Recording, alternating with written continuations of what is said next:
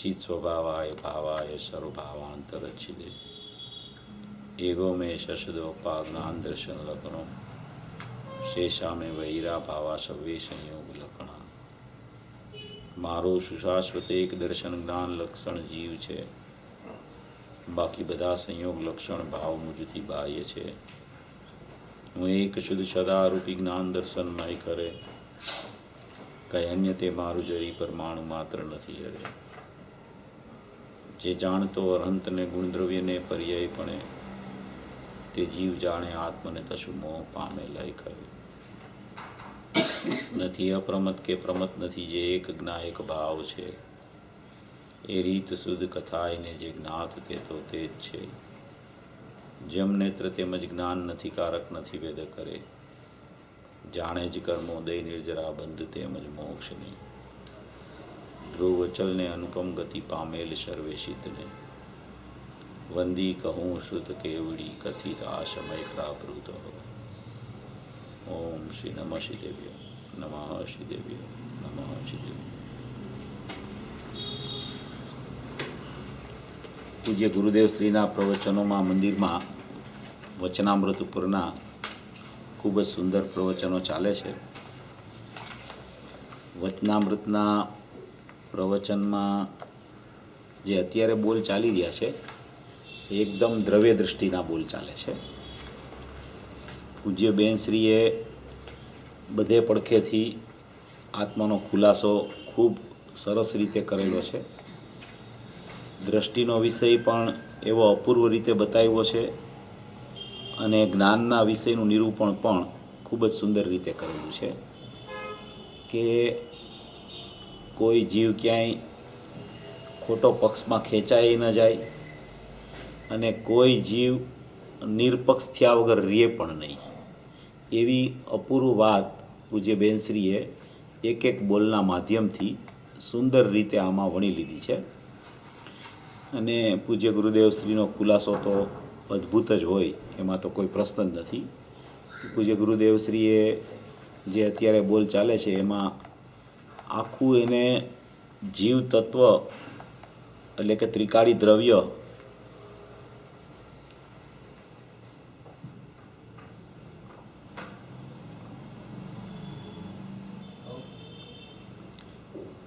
જીવ તત્વ એટલે કે ત્રિકાળી દ્રવ્ય અને જીવ દ્રવ્ય એટલે કે પ્રમાણનું દ્રવ્ય એવો પ્રમાણના દ્રવ્યની સ્પષ્ટતા પણ અદ્ભુત રીતે અને જીવ તત્વ ત્રિકાળી દ્રવ્યની સ્પષ્ટતા પણ અદ્ભુત રીતે આમાં પૂજ્ય ગુરુદેવશ્રીએ કરેલી છે. બેનશ્રીના વચનામૃતમાં જે અત્યારે બોલો ચાલે છે એમાં હમણાં એક બોલ ચાલ્યો કે સહજ તત્વ તો સદાય અખંડિત છે, એનું અખંડપણું કદી છૂટતું નથી, કદી એમાં ખંડ પડતો નથી. અંદરમાં ને અંદરમાં ગુણો રહેલા હોવા છતાં એ ગુણોનો પણ કદી ખંડ પડતો નથી અને એક એક ગુણની એક એક કારણસૂત પર્યાય પણ અંદરમાં ત્રિકાળી દ્રવ્યમાં ગર્ભિતપણે રહેલી હોવા છતાં એનો પણ કદી ખંડ પડતો નથી. એ આખી અખંડ વસ્તુ છે. સહજ તત્વ સદાય અખંડિત રહી ગયું છે, એનામાં કદી ખંડ પડ્યો જ નથી અને જીવ સદાય એ સહજ તત્વને ખંડથી જોવાનો પ્રયત્ન કરે છે કે મારામાં અનંત ગુણ છે, મારામાં અનંત કારણસૂત પર્યાય છે અને એમાંથી મારો ઉત્પાદ થાય છે વર્તમાન પર્યાયનો. એમ કાં ધ્યેયમાં ખંડ કરે છે અને કાં વર્તમાન પર્યાયને ખંડ તરીકે જુદી પાડીને જોયા કરે છે. જ્યાં સુધી આવા ખંડ પાડીને જીવ પોતાના આત્મદ્રવ્યનો વિચાર કરવા માટે એકદમ આકાંક્ષાવાળો થાય છે ત્યાં સુધી શું છે કે એ ખંડ બુદ્ધિ છૂટતી નથી. અખંડ તત્વ હોવા છતાં ત્રિકાળી દ્રવ્ય આત્મતત્વ એ ત્રિકાળી દ્રવ્ય અખંડ છે અને એની ને એની સાથે રહેલું જીવ દ્રવ્ય પોતાના જ્ઞાન પરિણામથી અનન્ય છે. જીવ તત્વથી જીવ દ્રવ્ય જ્ઞાન પરિણામ સહિતનું છે અને જીવ તત્વ છે એ જ્ઞાન પરિણામ રહિતનું છે.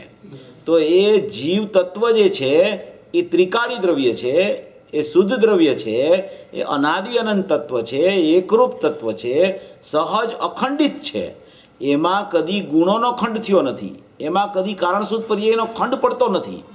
એવા ધ્યેયમાં ખંડ ન હોવા છતાં એ સહજ તત્વ જે અપરિણામી તત્વ છે, અખંડિત તત્વ છે, અભેદ તત્વ છે, શાશ્વત તત્વ છે, અકર્તા સ્વભાવી તત્વ છે, જ્ઞાતા સ્વભાવી તત્વ છે, એવું ને એવું રહેલું તત્વ છે. એમાં કદી કંઈ થયું નથી. એવી જે એની વસ્તુ ત્રિકાળી તત્વ એવું ને એવું આત્મતત્વ અનાદિથી રહી ગયું છે. એમાં નથી અનંત ગુણોના ભેદ, નથી અનંત કારણસૂત્ર પર્યાયના ભેદ. એવું એક ધ્યેય તત્વ, ઉપાદેયભૂત તત્વ એને કેવું, એ પણ ખરેખર પર્યાયથી ચર્ચા છે.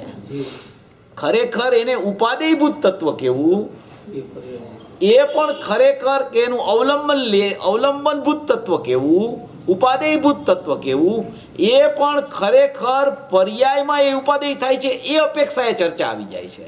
પણ ધ્યેય તત્વને ધ્યેય તત્વથી સમજવું, આત્મતત્વને આત્મતત્વથી સમજવું, ધ્રુવ તત્વને ધ્રુવ તત્વથી સમજવું, એકરૂપ ભાવને એકરૂપ ભાવથી જોવો, અનંત ગુણમય પણ ન જોવો, એને અનંત કારણસૂત્ર પર્યાયમય પણ ન જોવો. જ્યાં સુધી આખું ત્રિકાળી દ્રવ્ય એક વસ્તુ માત્ર, અખંડ તત્વ, જ્ઞાયક ભાવ, ભૂતાર સ્વભાવ, એવો ને એવો ભાવ, કોઈ પણ પરિણામના સહિતની તો અપેક્ષા છે જ નહીં, પરિણામથી રહિત છે એવી પણ સાપેક્ષતા પરિણામની ત્રિકાળી દ્રવ્યને લાગુ નથી પડતી. એવી અભાવની કે સદભાવની કોઈ અપેક્ષા કે સાપેક્ષતા નથી લાગુ પડતી. એવું જે નિજ પરમ તત્વ છે, કે એવું જે નિજ પરમ તત્વ, શાશ્વત તત્વ, અખંડ તત્વ, સહજ અખંડિત તત્વ, કે એમાં કદી ખંડ પડ્યો નથી, એમાં કોઈ ગુણનો ખંડ પડતો નથી, એમાં કોઈ કારણસૂત્ર પર્યાયનો ખંડ પડતો નથી. એવું ધ્રુવ તત્વ, એવું અભેદ તત્વ, એવું અપરિણામી તત્વ, એવું શાશ્વત તત્વ, એવો હું, એવું જે ધ્યેય તત્વ છે, એવું અભેદ તત્વ છે, એવું અખંડ તત્વ છે, એમાં કદી ખંડ પડ્યો જ નથી. અને એની સાથે ને સાથે રહેલો એનો એક જ્ઞાન ઉપયોગ છે જે ઉત્પાદવી વાળો છે. એ ઉત્પાદવી વાળો જ્ઞાન ઉપયોગ છે, એ પણ એના જ્ઞાયક ભાવ સાથે અનન્યપણે નિરંતર વર્તી રહ્યો છે. તો એ શું કરે છે, કાં ધ્યેયમાં ભેદ પાડીને, અખંડ તત્વમાં ભેદ પાડીને જોવે છે, અને કાં એ પરિણામને જુદા જોયા કરે છે. પરિણામ છે અનન્ય, પણ એને જોવે છે જુદા, કે જુદા પડી ગયા પરિણામ આવી રીતે વર્તી ગયા છે. એમ પરિણામનું લક્ષ્ય કરીને જુદા પરિણામને જોવાની જે વૃત્તિ છે, એમાં પણ જ્ઞેયભૂત જે આખું તત્વ અખંડ છે એમાં ખંડ પડી જાય છે. આવી એક વસ્તુની અબાધિત વ્યવસ્થા અનાદિથી એવી ને એવી, એવી ને એવી, એવી ને એવી, એવી ને એવી રહી ગઈ છે. જેમાં ત્રિકાળી દ્રવ્યથી જોવે છે તો એ શાશ્વત તત્વ છે, અકારક તત્વ છે, અકર્તા તત્વ છે, અવેદક તત્વ છે, અપરિણામી તત્વ છે, ધ્રુવ તત્વ છે, સદાય અખંડિત તત્વ છે, એકરૂપ તત્વ છે, અભેદ તત્વ છે. એને કોઈની અપેક્ષા છે જ નહીં એવું નિરપેક્ષ તત્વ છે. પરમ પરિણામિક ભાવ લક્ષણે લક્ષિત રહેલું તત્વ છે. લક્ષિત થાય છે એવું નથી, લક્ષિત રહેલું છે. એવો એક એનો સ્વભાવ ત્રિકાળી દ્રવ્યથી જોવો તો અકર્તા સ્વભાવ, જ્ઞાતા સ્વભાવ, ધ્રુવ સ્વભાવ, પરમ પરિણામિક ભાવ લક્ષણે લક્ષિત એવો એક ત્રિકાળ સ્વભાવ, અનાદિ અનંત એવો ને એવો સ્વભાવ, ધ્રુવ સ્વભાવ, ચૈતન્ય ભાવ, જ્ઞાન પુંજથી ભરેલો, સુખના નિદાનથી ભરેલું તત્વ, યથાખ્યાત ચારિત્ર સ્વરૂપ તત્વ, એવું એક અભેદ તત્વ અનાદિથી વર્તમાનમાં એની પાસે બચી ગયું છે. અને આમ જો તમે એને ધ્રુવ તત્વથી આવી રીતે જોઈ, અને આમ જો તમે એને એના પરિણામથી પણ જોવો, એના પરિણામથી પણ તમે એ તત્વને જોવો, પરિણામથી એવા ધ્રુવ તત્વને જોવાનો પ્રયાસ કરો, પરિણામથી ઉપાદેયભૂત તત્વને જોવાનો પ્રયાસ કરો, પરિણામથી અનન્ય તત્વને જોવાનો પ્રયાસ કરો, તો પણ એ જ્ઞાનના ઉપયોગરૂપી પરિણામે કદી જ્ઞાયક ભાવને છોડ્યો જ નથી, છોડી શકતો નથી જ્ઞાનનો ઉપયોગ જ્ઞાયક ભાવને. એવી એક જ્ઞેયભૂત અભેદની વ્યવસ્થા અને ધ્યેયભૂત અભેદની વ્યવસ્થા અનાદિથી જીવ પાસે વર્તમાનમાં મોજૂદ રૂપે વર્તી રહી છે. એવું એક સહજ અખંડિત જીવ તત્વ જ્ઞાયક ભાવ, અને આ જે જ્ઞેયભૂત અભેદ જે તત્વ કહેવામાં આવે છે, એ ખરેખર પરિણમતું દ્રવ્ય હોવા છતાં એમાં પરિણમનમાં માત્ર જ્ઞાયક ભાવ વર્તી રહ્યો છે એવું એક અભેદ તત્વ. તમે જ્યાંથી જોવો ત્યાંથી જ્ઞાનમય ભાવ દેખાય છે. અહીંયાથી જોવો તો જ્ઞાયક જ્ઞાનથી ભરેલો છે, અહીંથી જોવો તો પણ જ્ઞાનમાં જ્ઞાયક રહેલો છે. એવી રીતે આખી એક વ્યવસ્થા ક્યાંય પણ દ્રવ્ય ગુણ પર્યાયને બાદ નહીં કરતી આખી એક અભેદ વ્યવસ્થા છે.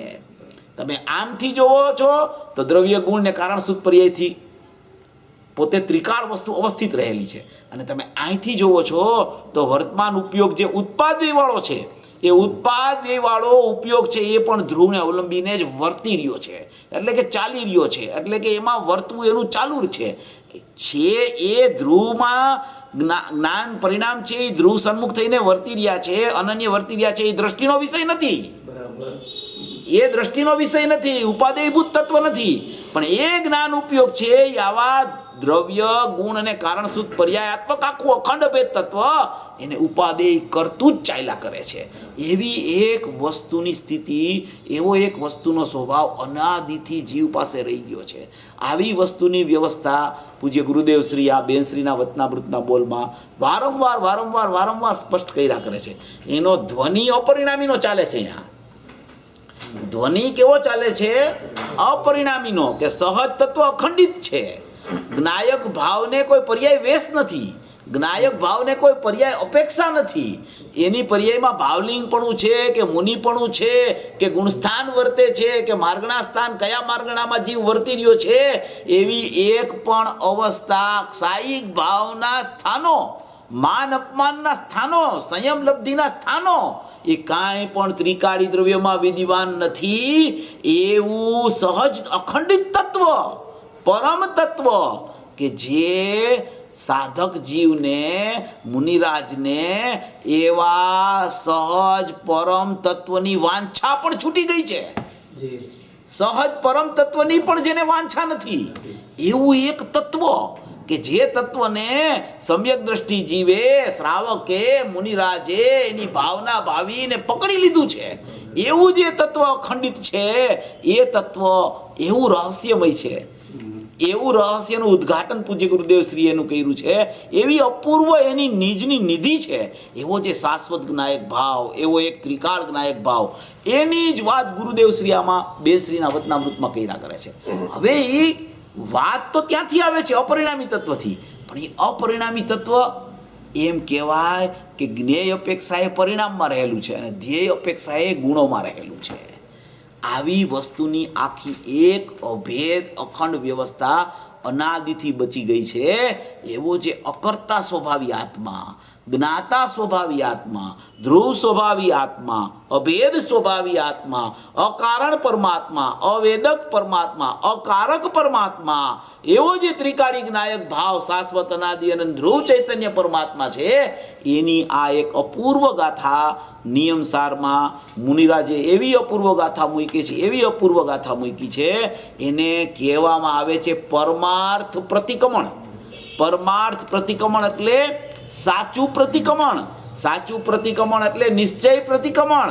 નિશ્ચય પ્રતિક્રમણ એટલે કે પૂર્વે જે એણે દોષો કર્યા છે એવા દોષો હવે વર્તમાનમાં ન થાય અને ભવિષ્યમાં પણ એવા દોષો ન થાય એમ નહીં. પૂર્વે દોષ રૂપી થયો જ નથી, પૂર્વે એણે દોષ કર્યા જ નથી, વર્તમાનમાં એ દોષ કરતો જ નથી, ભાવિમાં એ કદી દોષ કરવાનો જ નથી. એવો અકર્તા સ્વભાવ, એવો ધ્રુવ સ્વભાવ, એવો ચૈતન્ય પરમાત્મા, એવો જ્ઞાયક ભાવ, એવું અખંડ તત્વ, સહજ અખંડ તત્વ કે જેમાં કદી ખંડ પડ્યો નથી. એવી અપરિણામી વસ્તુ એની પાસે રહી ગઈ છે કે જેમાં કોઈ પરિણમન જ નથી, કોઈ પરિણમનની અપેક્ષા નથી કે આવું પરિણમન થાય તો મારા જ્ઞાયકને એ અવલંબન લે ત્યારે મારા જ્ઞાયકની મને ખબર પડે. એવા કોઈ પરિણમનની સાપેક્ષતા વગર દ્રવ્ય પોતે પોતાથી નિરપેક્ષ રહેલું છે એવું જે ત્રિકાળી દ્રવ્ય, એનો આ અધિકાર પરમાર્થ પ્રતિક્રમણ અધિકાર મુનિરાજે એવો અપૂર્વ મૂક્યો છે, એવો અપૂર્વ મૂક્યો છે કે એમાં એને એ 5 ગાથાને એણે પંચ રત્ન નામ આપી દીધું કે આ 5 રત્નની ગાથા છે. શુદ્ધભાવ અધિકાર અપૂર્વથી અપૂર્વ ગયો કે જેમાં પર્યાયને પર દ્રવ્ય પર સ્વભાવને હે કીધું. એને પણ એણે પંચરત્ન ન કીધું, પણ આ ગાથાને એને એવી મુનિરાજને વિશેષતા લાગી કે એણે જીવ અધિકારનું વર્ણન કર્યું. એમાં 38મી ગાથા શુદ્ધભાવ અધિકારમાં આવી, પછી 50મી ગાથા આવી. 38મી ગાથામાં સાતેય તત્વના સમૂહને પરદ્રવ્ય કહી દીધું. પછી 50મી ગાથામાં પરદ્રવ્ય પર સ્વભાવ કીધો, પરદ્રવ્ય પર સ્વભાવ અને એ કીધું. દરેક ઉત્પન્ન થતા ભાવો, કોઈ પણ ઉત્પાદ વાળો ભાવ, ઉત્પાદ વ્યયથી રહિત એટલે એમાં કોઈ પણ ઉત્પાદ છે એ આવી ગયો. સિદ્ધ દશાનો ઉત્પાદ પણ એમાં આવી ગયો. એવી પર્યાયથી રહિત ત્રિકાળી દ્રવ્ય છે, એવી રહિતની પણ અપેક્ષા એને નથી, એવું ત્રિકાળી દ્રવ્ય છે. એવું જે આમાં ત્રિકાળી દ્રવ્યની ચર્ચા શુદ્ધભાવ અધિકારમાં કરી, એ શુદ્ધભાવ અધિકારમાં પણ ક્યાંય એણે પંચરત્ન કે આ 50મી ગાથા રત્નવાળી છે, 38મી ગાથા રત્નવાળી છે, 38 થી 55 ગાથામાં શુદ્ધભાવ અધિકાર જે ચાલ્યો, એ શુદ્ધભાવ અધિકારની આ 17 કે 18 ગાથા છે, એ બધી આવા રત્નોથી ભરેલી છે. એવી ક્યાંય ઉપમા કે વિશેષણ મુનિરાજને આપવાનું મન નથી. અને આ 5 ગાથા કે કરતો નથી આત્મા, કોઈ પણ પરિણામને કરતો નથી, કોઈ પણ પરિણામને કરાવતો નથી, કોઈ પણ પરિણામ થાય એને અનુમોદન પણ આપતો નથી, અને કોઈ પણ વિભાવ રૂપી પરિણામ થાય એનું કારણ કદી બનતો નથી. એવો અકર્તા સ્વભાવી આત્મા કરતા નથી, કારયતા નથી, અનુમોદક નથી અને કોઈનું કારણ બનતો નથી. એવો અકારણ, અવેદક ને અકારક સ્વભાવી ધ્રુવ પરમાત્મા, ચૈતન્ય પરમાત્મા, નિબિડ પરમાત્મા, એવો જે હું છું એનું વર્ણન આ પંચરત્નની ગાથામાં કરી. અને એ ગાથાને એવી ઉપમા આપી પંચરત્નની. પ્રવચન સારની પાછળની છેલ્લી 5 ગાથા છે, 271 થી 275, એમાં પણ મોક્ષ માર્ગ અને મોક્ષની ચર્ચા આવી છે. એને પણ પંચરત્ન કુંકુદ આચાર્યએ કીધી છે. એવી જ રીતે આ 5 ગાથા નિયમ સારની 77 81 ગાથા, 77 થી 81, એને પંચરત્નની ઉપમા આપી અને એનું વર્ણન આ મુનિરાજે ચાલુ કર્યું છે. એવી અદ્ભુતથી અદ્ભુત ગાથા, એવો અપૂર્વ ભાવમાં ભરેલો છે કે જો આ ભાવ એના અકર્તા સ્વભાવનો, એના ભાવ જો ખ્યાલમાં આવી જાય તો પોતે અકર્તા તો છે જ, એને અકર્તા થવાનું નથી. એ અકર્તા છે એવો ખ્યાલ આવી જાય, પછી એને વ્યવહારથી એમ કહેવાય કે અકર્તા થયો, કરતા થતો તો, અકર્તા થયો. એ બધી વ્યવહારની પરિભાષાઓ છે. નિશ્ચયમાં વ્યવહાર, સ્વભાવમાં વ્યવહાર કે નિશ્ચય કાંઈ આવતું નથી. સ્વભાવ તો પોતે પોતાથી પરિપૂર્ણ છે, એમાં કોઈ નહીં લાગુ નથી પડતી કે નિશ્ચય ને એ સ્વભાવ શુદ્ધ છે તો એનો મતલબ વ્યવહાર ને એ સ્વભાવ અશુદ્ધ છે એવું આવી જશે. એવું નથી. આત્મા સ્વભાવથી શુદ્ધ છે, આત્મા સ્વભાવથી અકર્તા છે, આત્મા ધ્રુવ ચૈતન્ય તત્વ છે, જ્ઞાન ને આનંદની લક્ષ્મીથી સુખથી ભરેલું નિબિડ તત્વ છે. એવો હું છું, એવો પરમ સ્વભાવ ભાવ હું છું કે એવા મારા સ્વભાવને કોઈ પણ પરિણામ મારામાં નથી. એવી પણ એ પણ ખરેખર સાપેક્ષતા થઈ જાય છે. એવો મારો પરમ પરિણામિક ભાવ, સ્વભાવ, અકર્તા સ્વભાવ, જ્ઞાયક ભાવ, અખંડ ભાવ, ધ્રુવ ભાવ, ચૈતન્ય ભાવ, નિત્ય નિરાવલંબન ભાવ, અપરિણામી ભાવ, સદા એવો ને એવો, એવો ને એવો, એવો ને એવો, એવો ને એવો રહેતો ભાવ, એવો હું છું.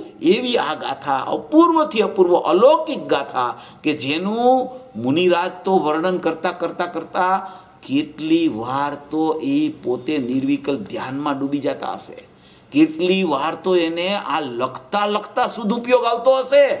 એવી આ અપૂર્વ ગાથા. મુનિરાજની ભાવના શું હોય છે કે મુનિરાજને 3 કસાય તો ચાલ્યા ગયા છે. 3 કસાય તો અનંતાનુબંધી, અપ્રત્યાખ્યાના વર્ણની અને પ્રત્યાખ્યાના વર્ણની, એ તો ચાલ્યા ગયા હોય છે. એ બધા ચારિત્રની અપેક્ષાએ એ બધા કસાયો છે. હવે એ સંજ્વલન કસાય એક પડ્યો છે અને એ સંજ્વલન કસાય કેવી રીતે ચાલ્યો જાય એના માટે એ પરમાર્થ પ્રતિક્રમણ કરે છે. એ ચાલ્યો જાય એના માટે પરમાર્થ પ્રતિક્રમણ કરે છે. એમાં એ કેવી રીતે લખે છે, કેવી ભાવના ભાવે છે કે સંજ્વલન કસાયનો અભાવ કરવા માટે નથી લખતા. સંજ્વલન કસાય રૂપ હું કદી થયો જ નથી, મારામાં કોઈ કસાય વર્તતો જ નથી, એવો હું કરતા સ્વભાવી આત્મા છું, એવું વર્ણન કરે છે. ત્યાં તો એનો કસાય છે ને પાતળો પડી મંદ પડીને ચાલ્યો જાય છે અને એ પાતળો પડ્યો, મંદ પડ્યો ચાલ્યો જાય છે, ત્યાં મુનિરાજ કદી જોતા જ નથી. ચૈતન્ય સ્વભાવ ઉપર એની દ્રષ્ટિને જ્ઞાન જે જાયમાં છે, જે એવા લવલીન થયા છે, એમ કેવું એ પણ વ્યવહાર છે. એ તો પોતે જ પોતામાં રહેલા છે. પોતાનું ધ્રુવ તત્વ, ધ્રુવ સ્વભાવ, પોતાનું ધ્રુવત્વ અને ધ્રુવતા લઈને બિરાજમાન છે. એવા ચૈતન્ય તત્વની અસ્થિને જ ખરેખર તો ભાવતા હોય છે. અને એ ભાવે છે તો કે એ ક્યાં ભાવે છે? તો કે એ પર્યાયમાં ભાવે છે, એ સદુપયોગમાં ભાવે છે, એ પરિણતિમાં ભાવે છે. તો કે હજી તું પૂરેપૂરો વ્યવહારમાં ઊભો છો. તને મુનિરાજની સ્થિતિમાં ભેદ કેમ દેખાય છે? એ પોતે કદી ભેદની ભાવના કરતા નથી. અભેદ રૂપે પરિણમે છે એમ કેવું એ પણ વ્યવહાર છે. એ તો પોતે અભેદ સ્વરૂપી ભગવાન આત્મા છે. એવો ભગવાન આત્મા, એવું ચૈતન્ય તત્વ, એવું અખંડ તત્વ, એવો ધ્રુવ સ્વભાવ, એવો એકરૂપ ભાવ, એટલી જ એની વસ્તુ છે. એની બહાર જેટલું પરિણમન ચાલે છે, જેટલું થાય છે, જેટલું થયા કરે છે, જેટલું થઈ ગયું, જેટલું થઈ રહ્યું છે, જેટલું થવાનું છે, એ બધું ખરેખર વ્યવહાર છે. ખરેખર તમે સ્વભાવ જુઓ તો એ મૂળ સ્વભાવમાં ક્યાંય કોઈ પરિણામનો પ્રવેશ થયો નથી. કે મૂળ સ્વભાવનું અવલંબન જે જીવ, જે મુનિરાજ, જે સાધક, જે સમ્યક દ્રષ્ટિ લે છે, એ પણ અવલંબન લેવું એનો અર્થ એમ થાય છે કે હું આવો છું. એનું નામ અવલંબન છે. અવલંબન પર્યાય એને લેવા જાય છે એટલે પર્યાય શુદ્ધ થઈ જશે. એવી ભાવના પૂર્વક કોઈ જીવ જો અવલંબન લે તો એની પર્યાયમાં શુદ્ધતા પ્રગટ થતી નથી. એવું જે નિજ તત્વ, પરમ તત્વ, જ્ઞાયક તત્વ, ભેદ તત્વ, અખંડ તત્વ, એ જ હું છું, બસ એટલી જ એની વસ્તુની વ્યવસ્થામાં એ સમાઈ જાય છે. જે એમાં સમાઈ જાય છે, જે એને ભાવ્યા કરે છે, જે એની ભાવના ભાવ્યા કરે છે, જે એવો જ હું છું એવો જેને ખ્યાલ આવી જાય છે, એ ખ્યાલ આવી જાય છે, ભાવના કરે છે, એ ભાવે છે, એ બધું વ્યવહાર ખરેખર છે. નિશ્ચય તો એટલે કે સ્વભાવ તો હું શુદ્ધ સ્વરૂપી ભગવાન આત્મા છું, હું ત્રિકાળી દ્રવ્ય છું, અખંડ તત્વ છું, અકર્તા સ્વભાવ છું, એકરૂપ ભાવ છું, એટલું જ મારું અસ્તિત્વ છે. અને એ અસ્તિત્વમાં જ દ્રવ્ય, ગુણ અને પર્યાય એટલે કે કારણ શુદ્ધ પર્યાય રહેલા છે. એટલી જ મારી વસ્તુ છે. બાકીની જે પર્યાયો નવી પ્રગટ થાય છે, જેટલું નવું પ્રગટ થાય, જેટલું ઉત્પાદ થઈને વ્યય થાય, જેટલું અપૂર્ણ હોય, જેટલું પરિપૂર્ણ થાય, એ બધું ખરેખર વ્યવહાર છે. ખરેખર તો એને શુદ્ધ પર્યાયને વ્યવહાર આત્મા કીધો અને અશુદ્ધ પર્યાયને તો અનાત્મા કહી દીધો. હવે એ શુદ્ધ પર્યાયને વ્યવહાર આત્મા કીધો. એ વ્યવહાર આત્મા પણ ઉત્પાદ છે માટે કહેવામાં આવે છે. આત્મા તો એક જ છે. આત્મા તો ધ્રુવ જ છે. આત્મા તો શુદ્ધ જ છે. આત્મા તો અખંડ જ છે. આત્મા તો અકર્તા સ્વભાવિત છે. આત્મા તો જ્ઞાતા સ્વભાવિત છે. એવું મારું અસ્તિત્વ છે. એવા અસ્તિત્વને આ મુનિરાજ બતાવવા માંગે છે કે તારું અસ્તિત્વ અહીંયા પડેલું છે. તારો સ્વભાવ આવો અનાદિથી રહી ગયો છે.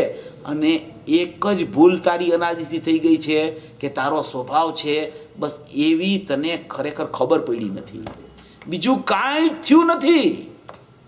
ગમે તેટલા વિભાવના પરિણામ થઈ ગયા હોય, ગમે તેટલી બહિર્મુખતા થઈ ગઈ હોય, ગમે તેટલું જીવનું પરિણમન બાહ્ય રૂપે અશુદ્ધ રૂપે પરિણમી ગયું હોય, પણ એ બધું પરિણમનની વાત છે. અહીંયા તો અપરિણામી તત્વની વાત ચાલે છે કે અપરિણામી તત્વ એટલે હું આવો છું. પરિણામ તો છે જ નહીં મારામાં. પરિણામ તો પરદ્રવ્ય છે, પર સ્વભાવ છે, એ છે. એની જેને ચિંતા થયા કરે છે ને, એનું જે અવલોકન કર્યા કરે છે, એને ખરેખર એની દ્રષ્ટિ કદી છૂટતી નથી. કારણ કે અનાદિથી એનું અવલોકન કરીને જીવ ચાલ્યા કરે છે. અનાદિથી એનું અવલોકન કરે છે. મારા પરિણામમાં શું વર્તે છે, કયા માર્ગણામાં મારો જીવ વર્તા કરે છે, અત્યારે મારે કયું ગુણસ્થાન ચાલે છે, કયા જીવ સમાસમાં મારો જીવ અત્યારે રહેલો છે, કઈ ગતિમાં છે, કઈ ઇન્દ્રિયમાં છે, સંઘની પંચેન્દ્રિય થયો છે, ભવી અભવી છે, જ્ઞાનના કયા ભેદમાં રહેલો છે, દર્શનના કયા ભેદમાં અત્યારે વર્તી રહ્યો છે, એમ કરી કરી કરી કરી કરી કરી અને એ જીવસ્થાન ગુણસ્થાન ને માર્ગણા સ્થાનની ચર્ચામાં એટલો બધો પરિણામમાં ઓતપ્રોત થઈ જાય છે કે એનું સંશોધન, એનું અવલોકન ત્યાંથી કદી છૂટી શકતું જ નથી. ખરેખર જીવ માર્ગણા સ્થાનરૂપ થયો જ નથી, ગુણસ્થાનરૂપ થતો જ નથી, જીવ સમાસરૂપ થતો જ નથી. એવા માર્ગણા ગુણસ્થાન ને જીવ સમાસ જે 14 13 ને 42 ભેદ કીધા એ એકે મારામાં છે જ નહીં. એ બધા પરિણામની અપેક્ષાએ હો તો પરિણામમાં ભલે હો, પણ એ પરિણામ મારામાં નથી. એવું હું સહજ અખંડિત ધ્રુવ તત્વ છું, એવું હું ચૈતન્ય તત્વ છું, એવું અખંડ તત્વ છું, એવું અભેદ તત્વ છું, એવું શાશ્વત તત્વ છું. પરિણામ ઉત્પાદ થયા, વ્યય થયા, ઉત્પાદ થયા, વ્યય થયા, ઉત્પાદ થયા, વ્યય થયા. એ તો જેમ ઓટોમેટિક જે મશીન ચાલતા હોય એમાં તમે સ્વિચ દબાવી દો તો એ ઉત્પાદ વ્યય ઉત્પાદ વ્યય ઉત્પાદ વ્યય ઉત્પાદ વ્યય થયા કરે. પણ એમાં ધ્રુવને શું? ધ્રુવ તો એવો ને એવો છે. હા, એમાં કઈ એને થયું નથી. એમાં એ સમયે જે સમયે આમાં 4 ગતિનું વર્ણન આવશે આ ગાથામાં. નારક દેવ, તિર્યંચ, માનુષ. હવે એ 4 ગતિમાં જે જીવ પરિણયોમાં ભયમાં કરે છે, અનાદિથી અનાદિથી અનાદિથી અનાદિથી કોઈને કોઈ ગતિ સંસાર અપેક્ષાએ અત્યારે વર્તી રહી છે. એવી જે ગતિમાં વર્તવું ચાલી રહ્યું છે અત્યારે વર્તમાનમાં, એવું જે એને એમ લાગે છે કે અત્યારે તો મારે મનુષ્ય ગતિની પર્યાય છે. હવે આના પછી મને દેવગતિની પર્યાય આવશે. પછી દેવગતિમાં તો સંયમ નથી, દેવગતિમાંથી તો મોક્ષે નથી જવાતું, એટલે દેવગતિમાં એ મનુષ્ય ગતિની ભાવના કરે છે. તો એ જે બધી ગતિ ગતિ ગતિ ગતિ ગતિ ગતિ ચારેય ગતિનું પરિભ્રમણ ચાલી રહ્યું છે એ તો સમયવર્તી પરિણમન છે. ધ્રુવમાં કાંઈ નથી, એ તો ઉદય ભાવ છે. એ ઉદય ભાવ ઉદય રૂપે વર્તી રહ્યો છે. એ સમયે હું આવો છું, એ સમયે એ છૂટી જાય ત્યારે એવો છું એમ નહીં. જે સમયે ગતિનો ભાવ વર્તી રહ્યો છે, જે સમયે નરક ગતિ વર્તી રહી છે, જે સમયે શ્રેણીક મહારાજા અત્યારે નારકીમાં વિદ્યમાન છે, નરક ગતિમાં એ અત્યારે એનું પરિભ્રમણ ચાલે છે. એ પરિભ્રમણ ચાલે છે એમ કહેવામાં આવે છે. શ્રેણીક મહારાજાને જઈને પૂછો તમે કે તમે કઈ ગતિમાં છો, તો કે મારે ગતિ જ નથી. તમે કોની વાત કરો છો? તમને જોતા નથી આવડતું.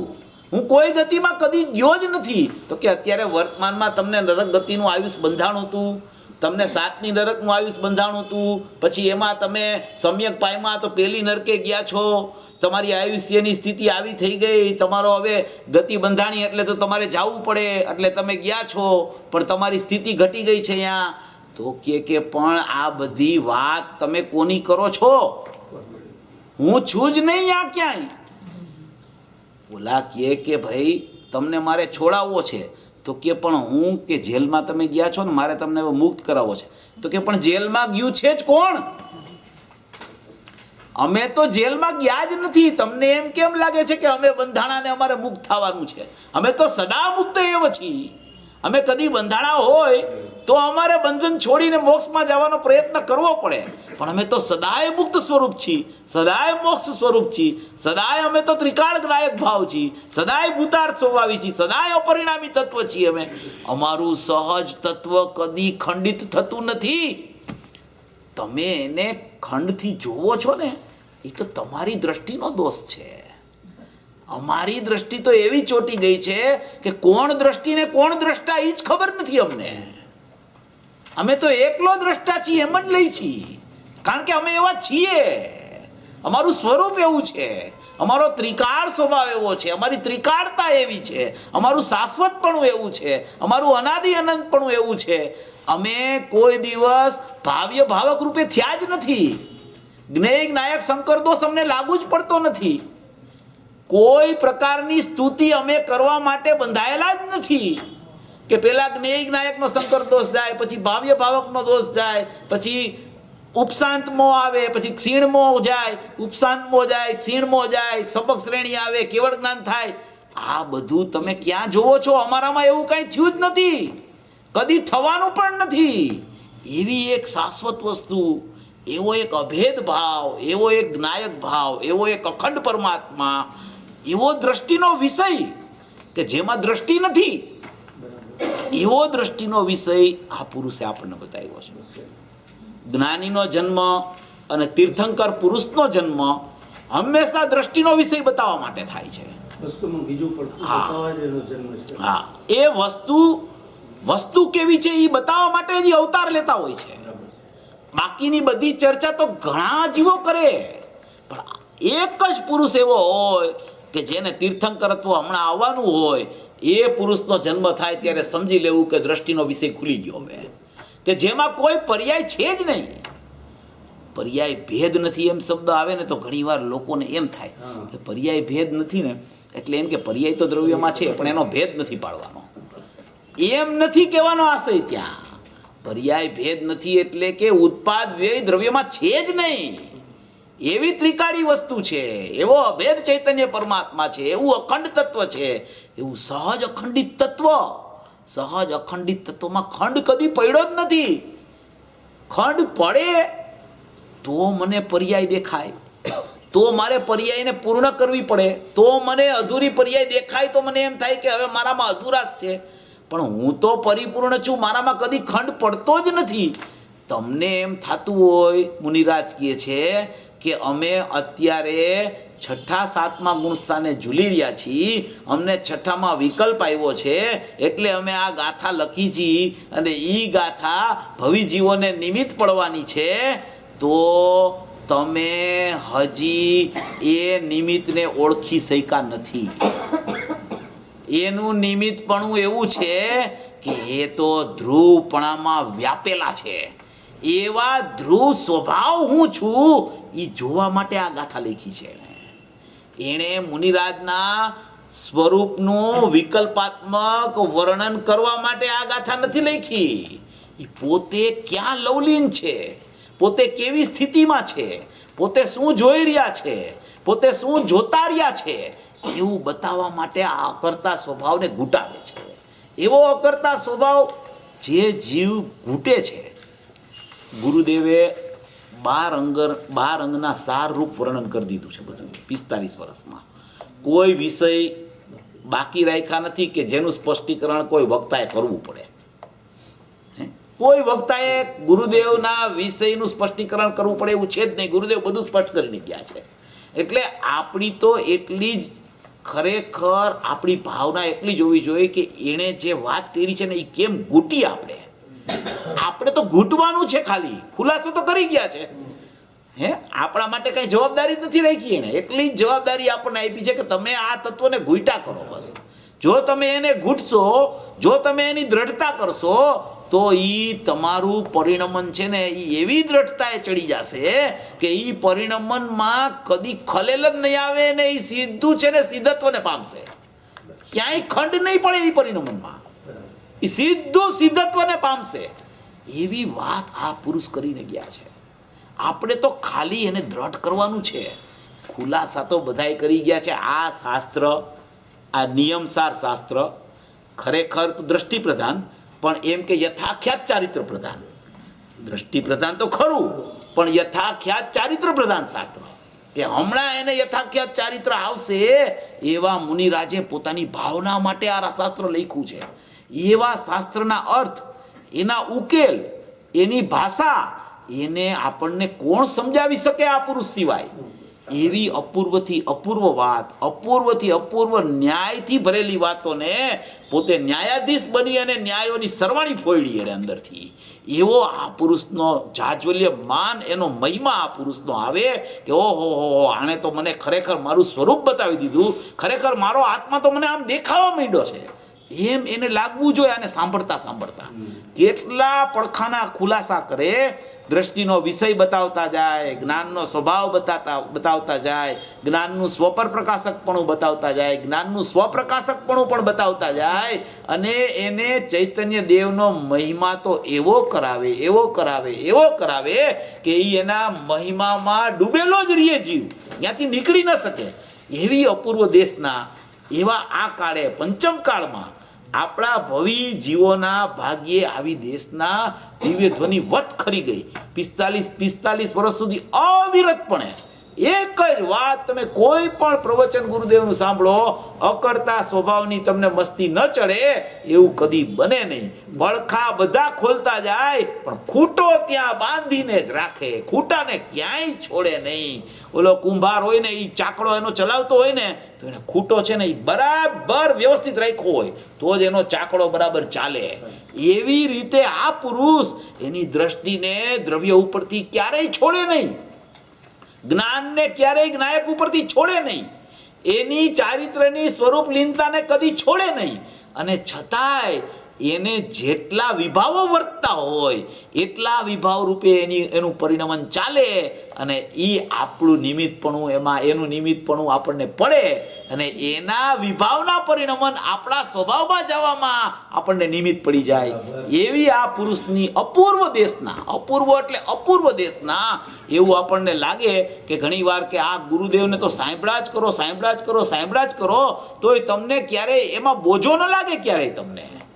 હવે આ બેનશ્રીના વચનામૃતના પ્રવચન ચાલે, એને એટલી મસ્તી ચડે છે, એટલી દ્રષ્ટિના વિષયની મસ્તી ચડે છે કે આપણે કલ્પના ન કરી શકીએ એટલો ભાવ પ્રદર્શિત કર્યા કરે. બસ એકલો અકર્તા ઘૂંટાવે, એકલો અકર્તા ઘૂંટાવે, એકલો અકર્તા ઘૂંટાવે કે વિકલ્પ છે જ નહીં તારામાં, વિકલ્પ થયો જ નથી, ગુણ ભેદ જ થતો નથી. પછી વિકલ્પ કેવી રીતે ઉત્પન્ન થાય? ગુણનો ભેદ થાય તો વિકલ્પ ઉત્પન્ન થાય, પણ ગુણ તો અભેદ જ રહ્યા છે, એ ગુણનો ભેદ કદી થતો જ નથી, તો વિકલ્પનો ઉત્પન્ન થવાનો પ્રશ્ન જ ક્યાં આવે છે? એવી આખી અપૂર્વ દેશના પૂજ્ય ગુરુદેવશ્રીની એવી અપૂર્વ દેશના છે. એમાં આપણે ગાથા આવે, આપણે શરૂ કરીએ છીએ. બહુ અપૂર્વ ગાથા, એટલી બધી અદ્ભુત ગાથા છે કે એ ગાથાનો ભાવ જો આપણા ખ્યાલમાં આવી જાય, અને એક વસ્તુ ખ્યાલ રાખવી કે આ ગાથામાં ક્યાંય પરિણામની ચર્ચા ખૂબ છે.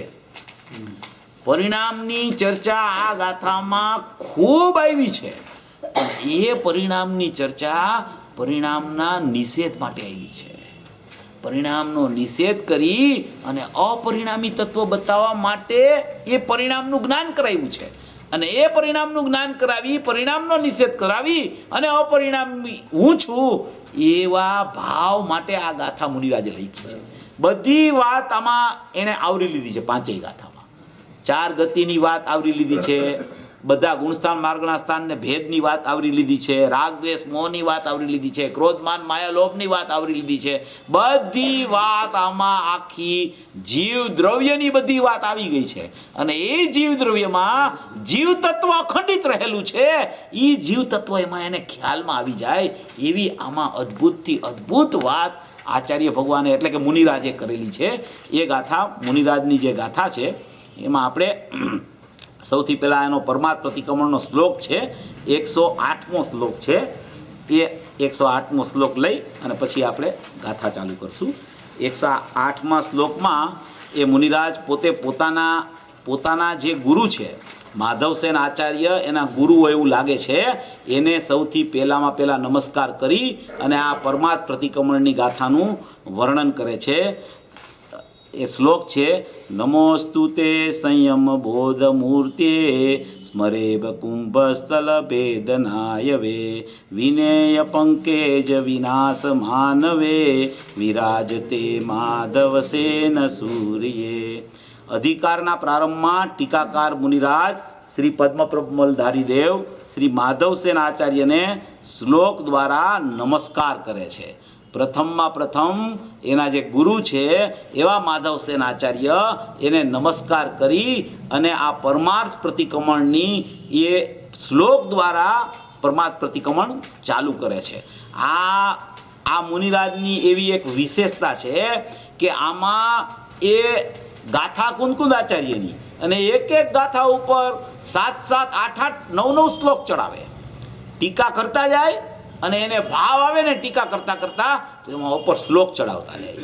શ્લોક એટલે શું કે એ શ્લોક ચડાવે ને એનો અર્થ એમ છે કે ગાથાના ભાવ તો કુંદકુંદ આચાર્યએ કીધા એ રીતે મેં ટીકામાં વિસ્તાર કરીને વર્ણિત કરી દીધા છે આમાં, પણ એમાં પણ જે મારી આગળ વધતી જે દશા છે, જે મુનિરાજની 6ઠા 7મા ગુણસ્થાન વર્તી દશા છે, નમોલોએ સવસાવણંગમાં એ બિરાજમાન થયેલા છે મુનિરાજ, એવી જે એની દશામાં એનું જે ધપતું ચારિત્ર આગળ વધતું જાય છે, એ આગળ વધતા ચારિત્રમાં હજી યથાખ્યાત ચારિત્ર સુધી નથી પહોંચ્યું, અને ત્યાં પહોંચવા માટે એટલું બધું તત્પર ને પ્રયત્નશીલ થયું છે એનું ચારિત્ર, કે એ ચારિત્રની ભાવના ભાવતા ભાવતા ભાવતા એને જે અંદર નિર્વિકલ્પ દશામાં સ્વસંવેદન રૂપ પ્રચુર સ્વસંવેદનમાં જે ભાવો અંદરમાં વર્તી રહ્યા હોય છે, એ ભાવો પોતે વિકલ્પાત્મક દશામાં બહાર આવી અને એક પછી એક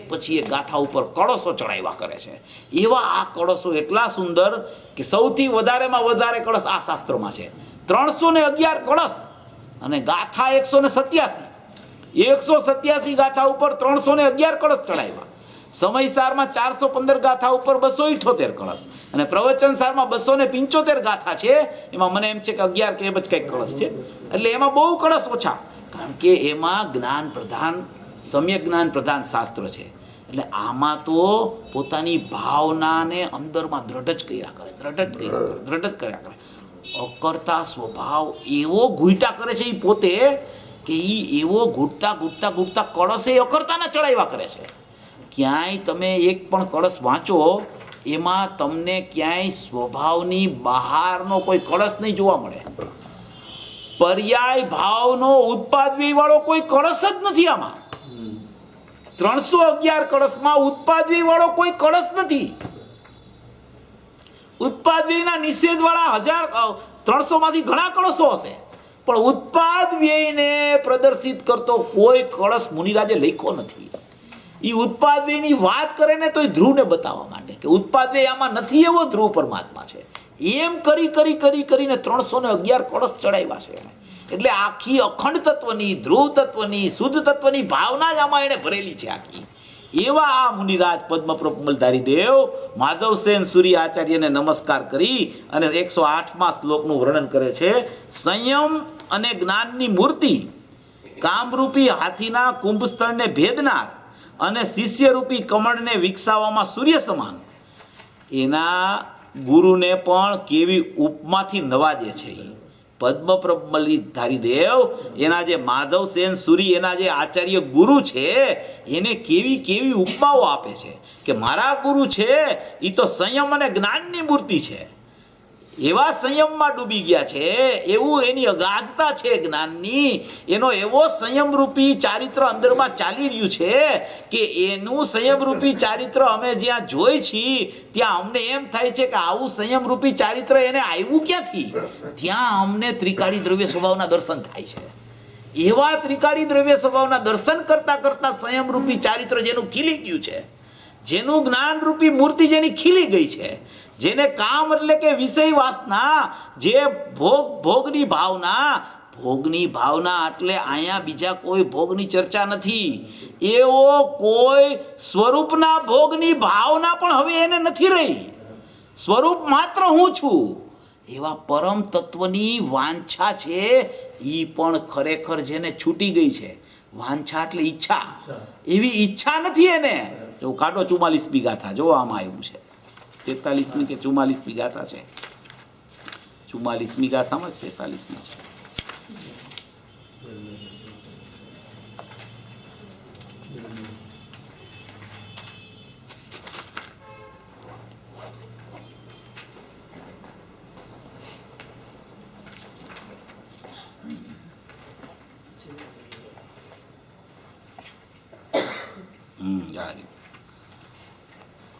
શુદ્ધ જીવાસ્તી કાય બાહ્ય અભ્યંતર 24 પરિગ્રહના પરિત્યાગ સ્વરૂપ હોવાથી નિર્ગ્રંથ છે. જીવની ચર્ચા ચાલે છે. સકળ મોહરાગ દ્વેષાત્મક ચેતન કર્મના અભાવને લીધે નિરાગ છે ચૈતન્ય દ્રવ્ય. નિદાન માયા અને મિથ્યાત્વ 3 શલ્યોના અભાવને લીધે નિશલ્ય છે. અને શુદ્ધ નિશ્ચય નહીંથી શુદ્ધ જીવાસ્તી કાયને દ્રવ્ય કર્મ, ભાવ કર્મ, નો કર્મનો અભાવ હોવાને લીધે સર્વ દોષ વિમુક્ત છે. હવે આમાં એક બહુ મૂળ વાત આવી કે શુદ્ધ નિશ્ચય નહીંથી નિજ પરમ તત્વની પણ વાંછા નહીં હોવાથી નિષ્કામ છે. એને કોઈ કામની વાંછા નથી કે હવે મને હમણાં જલ્દી શુદ્ધ ઉપયોગ આવે, એવી એને વાંછા નથી. અને એ સદુપયોગ નિજ પરમ તત્વના આશ્રયથી આવે છે, એવી પણ એને નિજ પરમ તત્વની વાંછા નથી. નિજ પરમ તત્વની વાંછા એનો અર્થ કે એ પર્યાયમાં નિજ પરમ તત્વની વાંછા થાય છે. માટે અહીંયા એમ કહે છે કે નિજ પરમ તત્વની વાંછા એને છે જ નહીં, એવો નિષ્કામ છે. એટલે કે મારું સ્વરૂપ નિજ પરમ તત્વ છે, એ જ હું છું. પછી એની વાંછા કોણ કરે? એની વાંછા હું કરું છું. એનો અર્થ એમ થયો કે હું પર્યાયમાં ઊભો એની વાંછા કરવા માટે પ્રયત્નશીલ થયો છું. મને તો નિજ પરમ તત્વની વાંછા નથી, કારણ કે હું તો નિજ પરમ તત્વ જ છું. એમ કહેવા માંગે છે આમાં. સંયમ અને જ્ઞાનની મૂર્તિ, સદાય સંયમ અને જ્ઞાનની મૂર્તિ, કામરૂપી હાથીના કુંભસ્થળને ભેદનાર અને શિષ્યરૂપી કમળ. મુનિરાજ એમ કહે છે કે અમે તો એના શિષ્ય છીએ અને શિષ્યરૂપી અમે કમળ છીએ. એ શિષ્યરૂપી કમળને વિકસાવવામાં સૂર્ય સમાન એવો એનો સૂર્યનો તાપ છે. એ તાપના કિરણો એવા કમળ ઉપર પડે છે કે એ કમળનું ફૂલ છે ને 16 કળાએ ખીલી ઉઠે છે. એવી આ મારા ગુરુ, મારા આચાર્ય માધવસેન સુરી આચાર્ય છે. એવા મારા આચાર્ય છે, એવા મારા ગુરુ છે કે એ ગુરુને હું જ્યાં ભાવના કરું છું, ત્યાં એ ગુરુને જ્યાં હું જોઉં છું કે આ મારા ગુરુ છે, એ મારા ગુરુ તો ખરેખર વ્યવહારે એ ગુરુ છે, નિશ્ચય તો મારા ગુરુ મારો આત્મા છે. એવા ગુરુ છે, મારો નિશ્ચય આત્મા મારો ગુરુ છે. એમાં સૂર્યનો એવો તાપ છે કે એ સૂર્યના તાપને હું જ્યાં એમ કહું છું કે આ તાપાયમાન સૂર્ય હું છું, ત્યાં જ મારી પર્યાયમાં યથાખ્યાત ચારિત્ર આવીને કેવળ જ્ઞાનનો ભડકો થઈ જાય છે. એવા આ મારા ગુરુ, એવા સંયમ અને જ્ઞાનની મૂર્તિ, કામરૂપી હાથીના કુંભસ્થળને ભેદનાર અને શિષ્યરૂપી કમળોને વિકસાવવામાં સૂર્ય સમાન. શિષ્યરૂપી કમળ છે, એને વિકાસ કરવામાં જેને સૂર્યની ઉપમા આપી દીધી, એવા સૂર્ય સમાન મારા આચાર્ય છે, એ મારા ગુરુ છે. અને એ તો વ્યવહારે મારા ગુરુ છે. અને એ મારા વ્યવહારે ગુરુ છે. એ ગુરુ કેવી રીતે મારા કમળને વિકસાવવામાં સમર્થ છે? તો કે એ ગુરુએ એના ગુરુને જોયો છે કે એનો ગુરુ છે એ તો શાશ્વત છે, એ તો અખંડ છે, એ તો અભેદ છે, એ તો શુદ્ધ છે, એ તો અકારણ સ્વભાવી છે, અકારક સ્વભાવી છે, અવેદક સ્વભાવી છે. એવા મારા આચાર્ય ગુરુ એના નિજ તત્વની ભાવના કરતા કરતા કરતા કરતા જે ઉપદેશ એનો આવે છે અને એનો તાપ જ્યાં મારી પર્યાયમાં પડે છે, ત્યાં મારી પર્યાય પણ પરમ તત્વની વાંછા વગર શુદ્ધ થઈ જાય છે. એવી મારા ગુરુને હું મારા નમસ્કાર કરી અને આ હું અધિકાર લખવાનું પ્રયાણ શરૂ કરું છું કે હે માધવસેન સુરી, એવા સૂર્ય સમાન, એવા હે વિરાજમાન શોભાયમાન માધવસેન સુરી, તમને મારા નમસ્કાર હો, નમસ્કાર હો. એમ કરીને આ કળશ એવો ચડાવી અને પોતે આ પરમાર્થ પ્રતિક્રમણની ગાથા લખવાનો ચાલુ કરે છે. હવે સકળ વ્યવહારિક ચારિત્રથી અને તેના ફળની પ્રાપ્તિથી પ્રતિપક્ષ એવું. સકળ વ્યવહારિક ચારિત્ર એટલે કે એને જે છઠ્ઠા ગુણસ્થાનની દશામાં વિકલ્પો જે વૈરતા કરે છે, એ નિશ્ચય ચારિત્ર એને શુદ્ધ પરિણતિ રૂપે ચાલી રહ્યું છે અને અનુભૂતિમાં શુદ્ધ ઉપયોગ રૂપે ચાલી રહ્યું છે. વિકલ્પાત્મક દશામાં શુદ્ધ પરિણતિ રૂપે શુદ્ધ ચારિત્ર ચાલી રહ્યું છે. એવા શુદ્ધ ચારિત્રના પરિણમનના સમયે પણ જે વ્યવહાર ચારિત્રનો ઉત્પાદ જે થાય છે, એવું સકળ વ્યવહારિક ચારિત્ર તેના ફળની પ્રાપ્તિથી પ્રતિપક્ષ.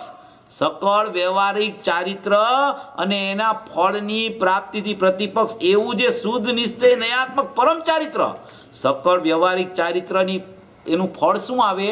તો કે સકળ વ્યવહારિક ચારિત્ર છે ને એ શુભ ભાવ છે અને શુભ ભાવના નિમિત્તે બંધ થાય છે. એવા બંધથી પ્રતિપક્ષ એવું જે શુદ્ધ નિશ્ચય નયાત્મક ચારિત્ર, કે જે શુદ્ધ નિશ્ચય નયાત્મક ચારિત્ર પરમ ચારિત્ર, એવું શુદ્ધ નિશ્ચય નયાત્મક પરમ ચારિત્ર. પરમ ચારિત્ર એટલે શુદ્ધ ઉપયોગ, એવો શુદ્ધ ઉપયોગ, એવું પરમ ચારિત્ર, તેનું પ્રતિપાદન કરનારો. એટલે કે શુદ્ધ પરમ ચારિત્ર, શુદ્ધ ઉપયોગ પ્રગટ થાય છે. એ શુદ્ધ ઉપયોગ હું ત્રિકાળી દ્રવ્ય છું એમ લેતા જે પ્રગટ થાય છે, એવા ત્રિકાળી દ્રવ્યને આ પ્રતિપાદન કરનારો પરમાર્થ પ્રતિક્રમણ અધિકાર કહેવામાં આવે છે. વ્યવહાર ચારિત્રનો નિષેધ કરી નિશ્ચય ચારિત્રને પ્રગટ કરી અને એ નિશ્ચય ચારિત્ર નિશ્ચય સ્વભાવના આશ્રય એટલે કે હું આ છું એનું નામ આશ્રય, એવા ભાવપૂર્વક જે મારું યથાખ્યાત ચારિત્ર પ્રગટ થવાનું છે એ ભાવ મારો શુદ્ધ સ્વભાવ છે, એવો શુદ્ધ સ્વભાવનું પ્રતિપાદન કરનારો આ પરમાર્થ પ્રતિક્રમણ અધિકાર છે એને હું હવે કહેવા માટે તત્પર થાઉં છું. ત્યાં શરૂઆતમાં પંચરત્નનું સ્વરૂપ કહેવામાં આવે છે તે આ પ્રમાણે છે. આમાં એણે પંચરત્ન નામ આપી દીધું કે આ 5 રત્નનું સ્વરૂપ, પંચરત્ન સ્વરૂપ ગાથા. એ પંચરત્ન સ્વરૂપ ગાથા હવે 5 રત્નોનું અવતરણ કરવામાં આવે છે. આપણે ગાથા બધી ગુજરાતીમાં આપણે લોકો સાથે બોલશું. નારક નહીં તિર્યંચ માનવ દેવ પર્યય નહીં કરતાન કારયિતાન હનુમંતા હું કરતાનો નહીં હું માર્ગણા સ્થાનો નહીં ગુણ સ્થાન જીવ સ્થાનો નહીં કરતાન કારયિતાન હનુમંતા હું કરતાનો નહીં હું બાળ વૃદ્ધ યુવાન નહીં હું તે મનું કારણ નહીં કરતાન કારયિતાન હનુમંતા હું કરતાનો નહીં હું રાગ દ્વેષન મોહ નહીં હું તે મનું કારણ નહીં કરતાન કારયિતાન હનુમંતા હું કરતાનો નહીં હું ક્રોધ નહીં માન તેમજ લોભ માયા છું નહીં કરતાન કારયિતાન હનુમંતા હું કરતાનો નહીં. આ 5 ગાથા છે ને એમાં જો પહેલી ગાથામાં ગતિ લીધી છે, બીજી ગાથામાં માર્ગણા સ્થાન ગુણસ્થાન ને જીવ સ્થાન લીધા છે, ત્રીજી ગાથામાં બાળ યુવાનને વૃદ્ધ અવસ્થા લીધી છે, ચોથી ગાથામાં રાગ દ્વેષ મોહ લીધા છે અને 5મી ગાથામાં ક્રોધ માન માયા લોભ લીધા છે. એટલે કે આખી જે પર્યાયની વ્યવસ્થાઓમાં જે ભાવો અત્યારે વર્તમાનમાં બહિર્લક્ષે જીવને વર્તી રહ્યા છે તેનું મુનિરાજ વર્ણન કરે છે. એ ભાવો નથી એમ કહેવા નથી માગતા. એ ભાવો અનાદિથી તારી પર્યાયમાં વર્તી રહ્યા છે એવું જ્ઞાન પહેલાં કરાવે છે. શું કહે છે કે નારક તિર્યંચ દેવ માનવ, પછી કહે છે માર્ગણા સ્થાન ગુણસ્થાન જીવ સ્થાન, પછી કહે છે બાળ યુવાન વૃદ્ધ, પછી કે રાગ દ્વેષ મોહ, પછી કહે છે ક્રોધ માન માયા લોભ. તો આ બધી વસ્તુ પર્યાય અપેક્ષાએ તારા વર્તમાન પરિણમનમાં અત્યારે એક સમયમાં બહિર્લક્ષે વર્તી રહી છે. એવા સમયે તું અકર્તા છો, એવા સમયે તું એનો કરતા નથી, એવા સમયે તું એનો કરાવનાર નથી, એવા સમયે તું એને અનુમોદન નથી આપતો અને એવા સમયે કદી પણ એવા વિભાવનું તું કારણ બનતો નથી. એમ આમાં સિદ્ધ કરે છે. બધી વસ્તુ રાખે છે, કોઈ વસ્તુને કાઢતા નથી.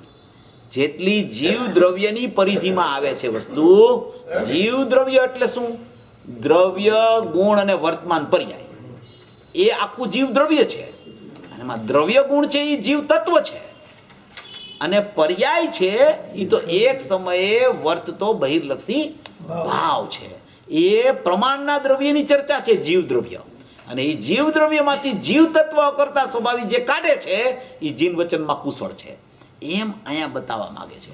બધી વાત રાખે છે, કોઈ પર્યાયનો નિષેધ કરે છે એટલે પર્યાયમાં કાંઈ છે જ નહીં એમ કહેવાનો આશય નથી આ મુનિરાજનો. મુનિરાજ તો એમ કહેવા માંગે છે કે આવું તારી પર્યાયમાં જે સમયે વર્તી રહ્યું છે ને એ સમયે તું એનો કરતા નથી, એ સમયે તું એનો કરાવનાર નથી, એ સમયે તું એનો અનુમોદક નથી, એ સમયે તું એનું કારણ બનતો નથી. કારણ કે જીવ છે એ શુદ્ધ સ્વભાવી છે, જીવ છે એ જ્ઞાયક ભાવ છે, જીવ છે એ અનાદિ અનંત શુદ્ધ છે. તો એ અશુદ્ધતાને કેવી રીતે કરે? એના પરિણામમાં અશુદ્ધતા કેવી રીતે હોય? એની પર્યાયમાં આવા ભાવો કેવી રીતે વર્તે? જે પર્યાયમાં આવા ભાવો વર્તે એ પર્યાય એની ખરેખર ન હોય, એ જેના લક્ષ્ય થતી હોય એની હોય, એ પોતાની ન હોય. જીવ દ્રવ્યમાં કોઈ ગતિ બંધાય એવો ગુણ નથી, રાગ દ્વેષ થાય એવો ગુણ નથી, ક્રોધ માન માયાલોભ થાય એવો ગુણ નથી, બાળ યુવાન ને વૃદ્ધ વિકાસરૂપ અવસ્થાઓ પ્રગટા કરે એવો કોઈ ગુણ નથી. એવું તો છે નહીં. તિર્યંત માનવ દેવ નારક એવી ગતિ થાય એવો કોઈ ગુણ નથી. એ તો ગુણી પરમાત્મા શુદ્ધ છે. તો એ શુદ્ધ ગુણ સ્વભાવી આત્મા, ત્રિકાળી આત્મા, ચૈતન્ય પરમાત્મા, અખંડ પરમાત્મા, ધ્રુવ પરમાત્મા, જેવો સિદ્ધનો આત્મા એવો મારો આત્મા, જેવો મારો આત્મા એવો સિદ્ધનો આત્મા, એવો જે આત્મા છે એ આત્મા આવા અશુદ્ધ પરિણામનો કરતા બને કેવી રીતે? જો મારો સ્વભાવ શુદ્ધ હોય તો મારા સ્વભાવના પરિણમનમાં અશુદ્ધતા આવે કેવી રીતે? મારા સ્વભાવને અકર્તા હું માનતો નથી, શુદ્ધ હું માનતો નથી, શુદ્ધ હું જાણતો નથી, એટલે શુદ્ધ રૂપે પરિણમન થતું નથી.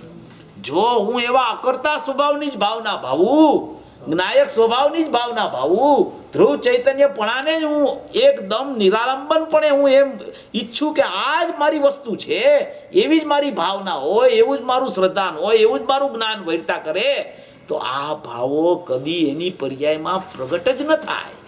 એની પર્યાયમાં શુદ્ધતા રૂપી પરિણમન જ આવે અંદરથી.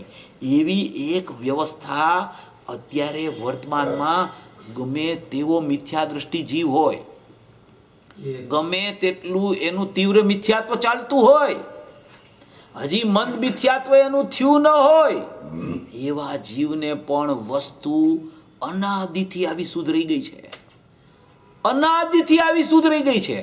એટલે શુદ્ધ અને અશુદ્ધનો વિભાગ જ જુદો છે આખો. અશુદ્ધ છે એના વિભાગમાં ક્યાંય છે જ નહીં. અશુદ્ધતાની પર્યાયો જેટલી પ્રગટ થાય છે એ એના સ્વભાવમાં ક્યાંય છે જ નહીં. પ્રગટ રૂપ શુદ્ધતાની પર્યાય પ્રગટ થાય છે એ પણ એના ત્રિકાળી દ્રવ્યોમાં નથી. તો અશુદ્ધ પર્યાયો નારક દેવ તિર્યંચ માનવ, બાળ વૃદ્ધ યુવાન, જીવસ્થાન ગુણસ્થાન માર્ગણા સ્થાન, રાગ દ્વેષ મોહ અને ક્રોધમાન માયા લોભ એમાં ક્યાંથી આવી ગયા? એટલે મુનિરાજ આ પેલા વર્ણન કરે છે કે આવું બધું છે, આવું બધું પર્યાયમાં વર્તી રહ્યું છે, પણ એ તારામાં એ ભાવો પણ નથી, અને એ ભાવો જે પર્યાયમાં ચાલે છે એ પર્યાય પણ તારામાં નથી, અને એ પર્યાયમાં જે ભાવો ચાલે છે એ ભાવોનો પૂર્વ પર્યાયમાં વ્યય થઈ અને વર્તમાન પર્યાય શુદ્ધતારૂપ પરિણમે એવું પરિણમન પણ તારા ત્રિકાળી સ્વભાવમાં, અકર્તા સ્વભાવમાં નથી. માટે તું કોઈ પરિણામને જોવાનો પ્રયત્ન ન કર, પરિણામને જોવાનું સર્વથા બંધ કરી દે અને એકલા ત્રિકાળી દ્રવ્ય જ હું છું એમ જો. એમ આમાં આચાર્ય ભગવાન મુનિરાજ એમ બતાવવા માંગે છે. આ બધું તે જોઈ લીધું, તને ખબર છે કે હું બાળક હતો, હવે યુવાન થયો, થોડાક ટાઈમમાં વૃદ્ધ થવાનો છું. અત્યારે મને મનુષ્ય ગતિ વર્તી રહી છે અને અંદરમાં ઉદય રૂપે તો બધી ગતિનો ઉદય છે, પણ પ્રગટ રૂપે અત્યારે મનુષ્ય ગતિનો ઉદય છે. અત્યારે હું કયા ગુણસ્થાનમાં વર્તી રહ્યો છું? તો કે મિથ્યાત્વનું ગુણસ્થાન પેલું છે. મિથ્યાત્વ, સાસાદન, મિશ્ર, અવિરત સમ્યક દ્રષ્ટિ, શ્રાવક, સંયમરૂપ એ બધી વીરતિ અવીરતિ એ બધા ગુણસ્થાનો જે છે એ 14 ગુણસ્થાનના ભેદો જે છે એમાં મારું મિથ્યાત્વ છે તો મિથ્યાત્વનું પહેલું ગુણસ્થાન છે. હું કયા માર્ગણામાં વર્તી રહ્યો છું તો કે હું મતિ શ્રુત જ્ઞાનના અત્યારે મિથ્યા માર્ગણામાં મતિ શ્રુતમાં વર્તી રહ્યો છું. એવા બધા માર્ગણા સ્થાન જીવ સ્થાન એવા કોઈ સ્થાન તારામાં ખરેખર પર્યાયમાં હોવા છતાં તારા ત્રિકાળી દ્રવ્ય સ્વભાવમાં છે જ નહીં. રાગ દ્વેષ મોહ અત્યારે વર્તી રહ્યા હોવા છતાં એક સમયની વિપરીત પર્યાયમાં છતાં પણ એ પર્યાય જ ખરેખર તારા દ્રવ્ય સ્વભાવમાં નથી. અને રાગ દ્વેષના 4 પેટાભેદ ક્રોધમાન માયા લોભ. દ્વેષ છે ઈ છે ક્રોધમાન અને રાગ છે ઈ માયા ને લોભ. એવા રાગ દ્વેષ એના પેટાભેદ ક્રોધમાન માયા લોભ એ પણ વર્તી રહ્યા હોવા છતાં એક સમયની પર્યાયમાં વર્તતા હોવા છતાં તારા ત્રિકાળી દ્રવ્ય સ્વભાવમાં એ કદી પ્રવેશતા નથી. આવું પર્યાયમાં છે પણ દ્રવ્યમાં કાંઈ નથી. એટલે શુદ્ધતાનો વિભાગ અને આ પર્યાયનો વિભાગ બે વિભાગ જ જુદા છે. આ તો શાશ્વત શુદ્ધતા છે ત્રિકાળી દ્રવ્યની. અને એ ત્રિકાળી દ્રવ્યમાં તને એમ લાગતું હોય ને કે મારી પર્યાય છે એ તો મારો અંશ છે, આ મારા અંશને હું જુદો કેવી રીતે પાડી શકું? એ મારા અંશમાં અશુદ્ધતા છે, એ શુદ્ધતા જ્યાં સુધી ન થાય ત્યાં સુધી મને ત્રિકાળી દ્રવ્ય શુદ્ધ છું એ કેવી રીતે ખ્યાલ આવે? તો કે તારી લાઈન ઊંધી છે. ત્રિકાળી દ્રવ્ય તને ખ્યાલમાં આવશે ને ત્યારે જ આમાં શુદ્ધતાનો અંશ પ્રગટ થશે. અશુદ્ધતાને જોઈને તો અનંત કાળ ચાલ્યો ગયો. હવે ક્યાં સુધી એને દૂર કરવાનો પ્રયત્ન કર્યા કરીશ તું? એને દૂર કરવાના પ્રયત્નથી એ દૂર નથી થતી, અશુદ્ધતાનો વિકાસ થાય છે. અશુદ્ધતાને દૂર કરવાનો જે પ્રયત્ન કરે છે એ અશુદ્ધતાને વિકસાવે છે, અશુદ્ધતાનો વિકાસ કરે છે. અશુદ્ધતા દૂર નથી થતી એનાથી. અને હું શુદ્ધ છું, હું પરિપૂર્ણ છું, હું કૃતકૃત્ય છું, હું જ્ઞાયક ભાવ છું, હું અખંડ તત્વ છું, એકરૂપ તત્વ છું, સદા એવો ને એવો રહી ગયો છું. એવી શુદ્ધતા જેને ખ્યાલમાં આવી જાય છે એના પરિણમનમાં અશુદ્ધતા ઉત્પન્ન જ કદી થતી નથી. એવી આ અપૂર્વ અદ્ભુતથી અદ્ભુત ગાથા, એવી પંચરત્નની ગાથા. પૂજ્ય લાલચંદભાઈ તો એમ કહેતા હતા કે જેને આ ગાથા બેસી જાય ને એને મારે મોક્ષ ક્યારે થશે એ ચિંતા જ રીએ નહીં ક્યારે. એને ખબર પડી જાય હું મોક્ષ સ્વરૂપ જ છું. મારો મોક્ષ ક્યાં થાય છે? મોક્ષ તો પર્યાયનો થાય છે. હું તો મોક્ષ સ્વરૂપી છું. મારે મોક્ષ મારો થતો જ નથી. હું તો મોક્ષ સ્વરૂપી ભગવાન આત્મા છું. મારો મોક્ષ ક્યાં થાય છે? મોક્ષ જેનો થાય છે એ એનું કામ કરશે. હું તો મોક્ષ સ્વરૂપી છું એમ વારંવાર કહેતા હતા કે આ ત્રિકાળી દ્રવ્ય જેને ખ્યાલમાં આવી જાય, આ અકર્તા સ્વભાવ જેને ખ્યાલમાં આવી જાય એ અકર્તા સ્વભાવમાં એવો ડૂબી જાય કે એને ગુણસ્થાનની પરિપાટી તો ફૈરા જ કરે, વૃદ્ધિગત જ થાય, છતાં એ કદી ગુણસ્થાન પર જોવે જ નહીં, ગુણસ્થાન ઉપર નજર જ ન જાય. અત્યારે કયું ગુણસ્થાન છે? ચોથું ચાલે છે, પાંચમું આવ્યું, પાંચમું છૂટ્યું, સાતમું આવ્યું, સાતમું છૂટીને છઠ્ઠું સાતમું ચાલે છે. હવે યથાખ્યાત ચારિત્ર આવશે, શ્રેણી હમણાં 8મે ચડશે, પછી 8મું 9મું 10મુંથી સીધો 12મે જશે સપક ચડીને, અને હમણાં કેવળ જ્ઞાન થશે. એવા પર્યાય ભેદો ઉપર